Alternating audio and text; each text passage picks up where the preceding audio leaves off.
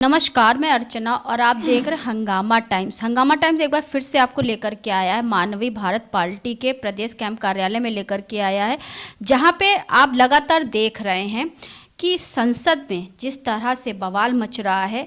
141 सांसदों को निष्कासित कर दिया गया है। 13 दिसंबर को जो घटना हुई, आखिर उसका जिम्मेदार कौन है और किसकी चूक से इतनी बड़ी भूल हुई है।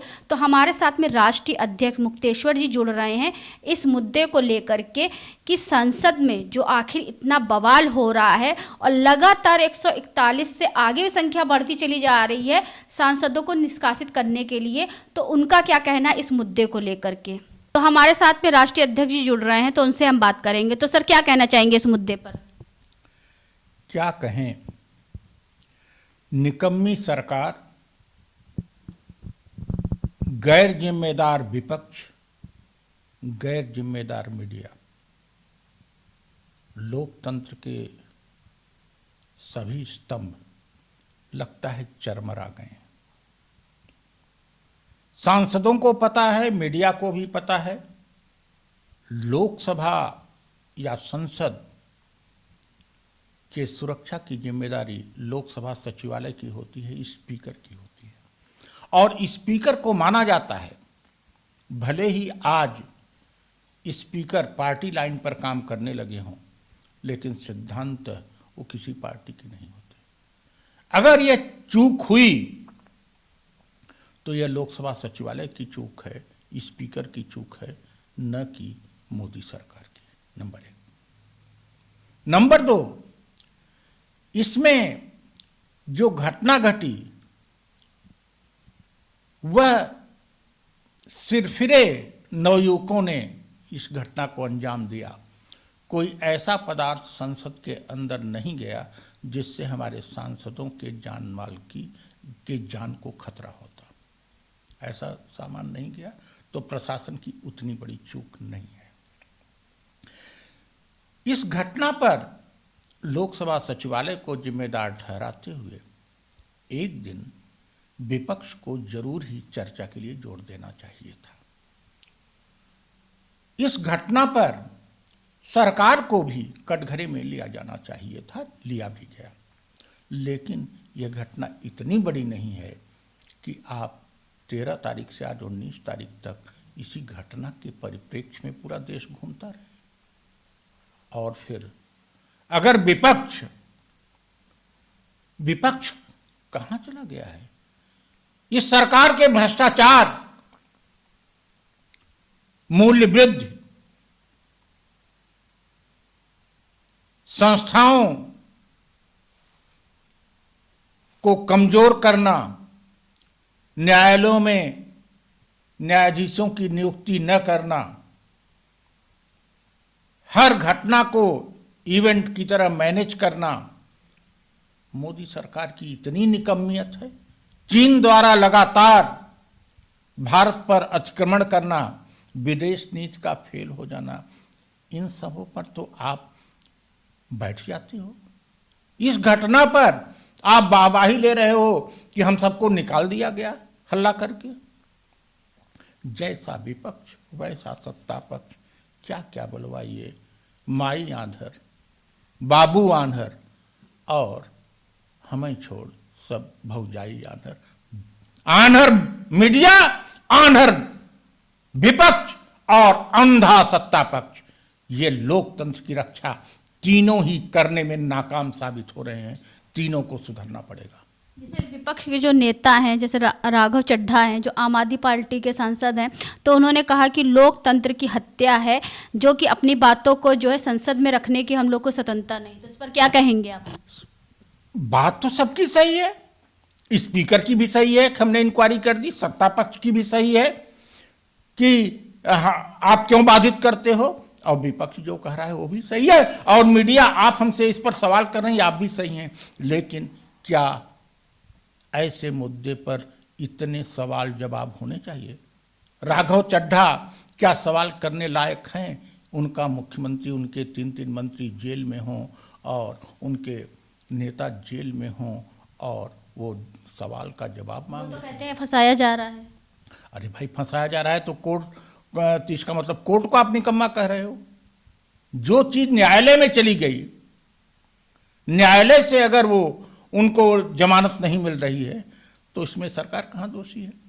सरकार पक्षपात करती है, सभी जानते हैं। ऐसी निकम्मी सरकार कभी आई नहीं, लेकिन वो चुन चुन कर पक्षपात करती है। जो उससे लगे हुए हैं उन पर कार्यवाही नहीं होगी, जो नहीं लगे होंगे उनका थोड़ा भी अपराध होगा तो कार्यवाही होगी, ये सभी जानते हैं। जैसे 13 तारीख का जो वीडियो था संसद भवन के अंदर, जो 2 लड़के कूदे थे और एक महिला जो बाहर थी, आपने उनका बयान तो सुना होगा कि वो उन लोगों ने किस वजह से ये किया। उन लोगों का मेन मुद्दा था बेरोजगारी, रोजगार था। इस मुद्दे को संसद में क्यों नहीं उठाया जा रहा है, या इस मुद्दे को लेकर के विपक्ष क्यों कुछ नहीं कर रहा है? वो लड़के सिरफिरे थे और विपक्ष भी सिरफिरा है। क्या उन लड़कों के जेन्युइन कारण को लेकर विपक्ष हंगामा कर रहा है? क्या वे लड़के सही थे? कदापि सही नहीं थे। तो ऐसी स्थिति में उन सिरफिरे लड़कों पर देश का इतना समय नहीं जाया करना चाहिए। उन सिरफिरे लड़कों को जागरूक किया जाना चाहिए, उनको बताया जाना चाहिए कि तुम अपने जीवन को देखो, राष्ट्र को देखो, समाज को देखो, केवल मीडिया में आने के लिए उछल कूद मत करो। उनको तो भगत सिंह का जो है एक जो है देशभक्त के रूप में उनको देखा जा रहा है। कौन कह रहा है भगत सिंह है वो? कौन कह रहा है भगत सिंह है? जो कह रहा है वो भी सिरफिरा है। भगत सिंह ऐसे बना जाता है? भगत सिंह के कुछ इश्यूज थे, औपनिवेशिक शासन के खिलाफ उन्होंने किया था। ये तो लोकतंत्र है। यह केवल मीडिया में आने के लिए सिरफिरे लोगों द्वारा किया है। जैसे आप बाइक लेके जाती हैं तो बहुत लोग सामने आने की कोशिश करते हैं, टीवी पर आ जाएं, ऐसा सिरफिरापन है। और राहुल गांधी ने भी कहा कि जो है जो भी संसद में हुआ है उसके लिए सीधे सीधे बीजेपी सरकार दोषी है, क्योंकि नौकरी नहीं है, बेरोजगारी है, तो आज का युवा ये करने मजबूर है। राहुल गांधी ने छत्तीसगढ़ में रोजगार के लिए राज्य सरकार का जितना काम था क्या किया है? और अगर यही था तो 9.5 साल में केंद्र सरकार को राहुल गांधी कितनी बार घेरे बेरोजगारी पर? कितनी बार बेरोजगार युवकों के लिए जेल में गए?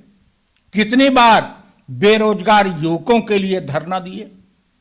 कितनी बार बेरोजगार युवकों के लिए 141 सांसद निलंबित किए गए? आप बताइए, आप मीडिया की हैं। क्या बेरोजगार युवकों के लिए, शिक्षा की दुर्व्यवस्था के लिए, स्वास्थ्य की दुर्व्यवस्था के लिए और इस व्याप्त केंद्रीकृत भ्रष्टाचार के खिलाफ कभी 150 सांसद निलंबित हुए? कभी नहीं हुए, क्योंकि इनको यीशु बनाने ही नहीं आता और बीजेपी इसमें माहिर है। बीजेपी ने भटका दिया है कि तुम बेवकूफ़ हो, 5-7 दिन ऐसे करते रहो, हम अपना काम करते चले जाएंगे। तो स्पीकर जिस तरीके से लगातार सांसदों को निष्कासित करते चले जा रहे हैं, तो आपको क्या लगता है, तो सही है? अगर किसी बड़े मुद्दे पर कोई हमसे बात कहता है या छोटे मुद्दे पर कहता है, हम उसकी सुनेंगे, लेकिन वही मुद्दा लेकर रोज बार बार आ रहा है तो उसको निकालने के अतिरिक्त क्या रास्ता है? आपने एक दिन उस मुद्दे पर बवाल कर लिया, 2 दिन कर दिया, स्थगित कर दिया, रोज उसी मुद्दे पर। और हम स्पीकर को या उपराष्ट्रपति का पक्ष नहीं ले रहे हैं। उनके पास कोई ऐसा विवेक ही नहीं है कि बिना निकाले समाधान कर सके। क्योंकि नैतिक मूल्य हमारा स्पीकर, यहां तक कि हमारा उपराष्ट्रपति सत्ता पक्ष की तरफ से बार बार बोलकर, कार्य करके अपना नैतिक बल खो दिया है।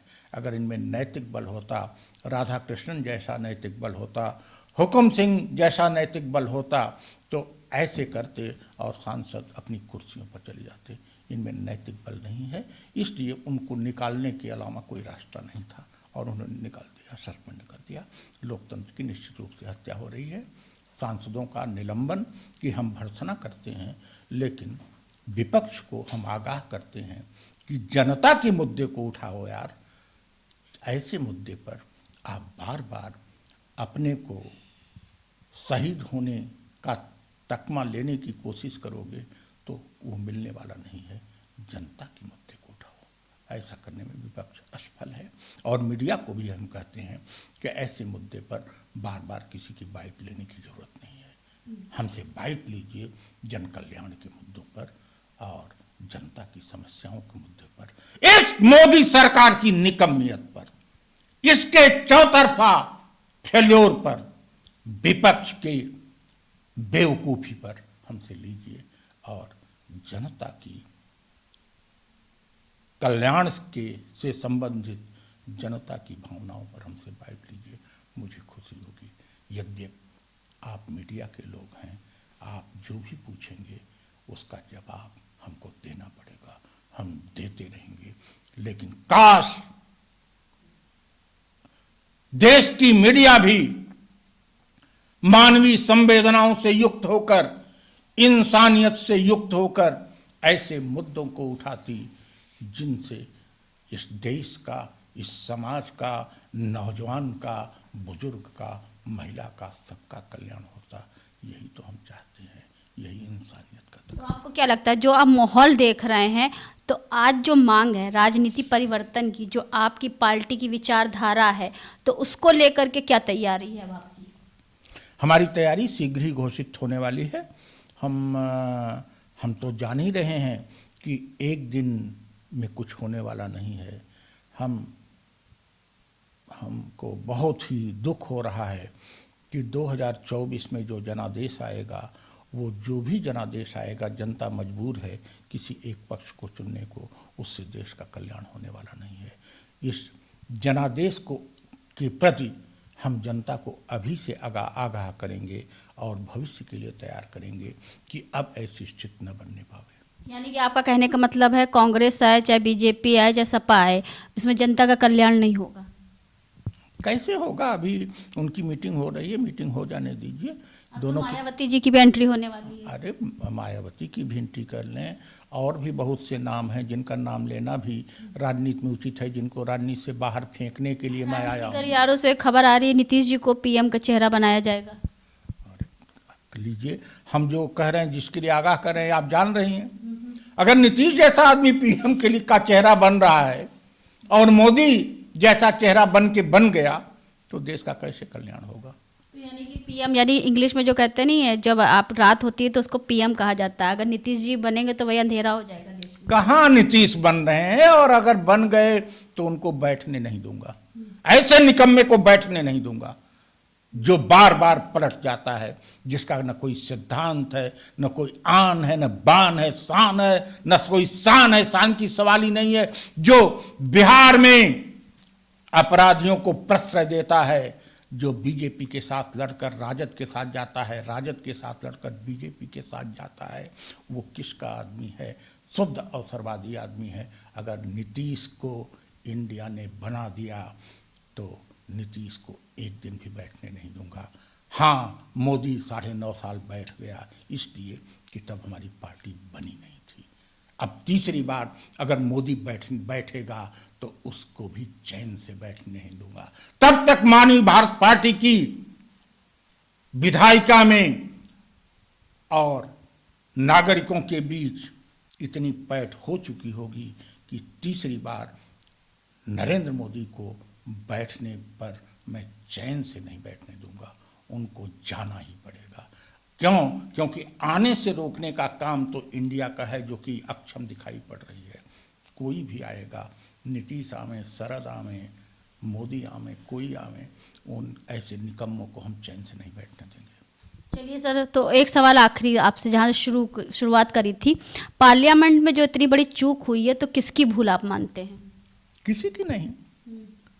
हम आपको बाइट दे रहे हैं ऑफिस में, और बाहर 2 सिरफिरे लड़के हल्ला कर दें और आप जाके अपने चैनल पर चला दें कि ये मानवीय भारत पार्टी के दफ्तर में सब इनडिसिप्लिन है, सब बेकार है, तो ये कोई अच्छी बात थोड़ी है। 2 सिरफिरे लड़कों ने किया, बात आई और गई होगी। भविष्य में ऐसे सिरफिरे लड़के न घुसने पाएं और ऐसी स्थिति में उस सांसद से पूछा जाना चाहिए, क्या आपको इन लड़कों के आचरण के बारे में पता था? आपने क्यों पास इशू किया? नेता के सांसद के पास पे वो लोग आए थे। जो भी हो, हम भी सांसद होते तो कोई अगर नवयुवक आता कि हम संसद की कार्यवाही देखने जाते तो हम पास दे देते, सुरक्षाकर्मी उसको चेक कर लेते, लेकिन इतना बड़ा दोष नहीं था ये। सुरक्षाकर्मी की भी चूक हम नहीं मानते, क्योंकि कोई विस्फोटक पदार्थ संसद में नहीं गया था उनके साथ। किसी को जान माल की खतरा नहीं हुआ। जहाँ पे उन लोगों का ये था कि बस जो है शासन प्रशासन को जगाना था कि उन युवाओं की जो मांगे हैं वो सरकार तक पहुँचाना था। तो ये थे हमारे साथ में जिस तरीके से पार्लियामेंट में जो चूक हुई है, किसकी भूल को लेकर के हमने आज जो है मानवीय भारत पार्टी के राष्ट्रीय अध्यक्ष से बात करी, जिन्होंने बताया कि ये एक साधारण घटना थी। जो 9 युवक आए थे संसद में जो है लोगों को जगाने के लिए और अपनी बातों को पहुँचाने के लिए, लगातार जो इतने दिनों से कम 1 हफ्ते से जो ये बवाल चल रहा है, जहां पे बहुत सारे लोगों को निष्कासित कर दिया गया, कम से कम 141 से ज़्यादा सांसदों को निष्कासित कर दिया गया है। तो इसी को लेकर के आज हम लोग ने बात करी मानवीय भारत पार्टी से के राष्ट्रीय अध्यक्ष जी से। तो उन्होंने बताया किस तरह से विपक्ष जो है मेन मुद्दों को ना लेकर के अन्य मुद्दों को लेकर के जनता को बहला रहा है, फुसला रहा है और 2024 के चुनाव के लिए जो है अपना पक्ष को कमज़ोर कर रहा है। तो ऐसे ही हमारे साथ बने रहिएगा। मानवीय भारत पार्टी की विचारधारा से हम आपको अवगत कराते रहेंगे कि 24 को लेकर के और 27 को लेकर उनकी क्या तैयारी है। तो इसी के साथ मैं अर्चना आपसे इजाज़त लेना चाहूँगी। धन्यवाद। बने रहिएगा हंगामा टाइम न्यूज़ चैनल के साथ।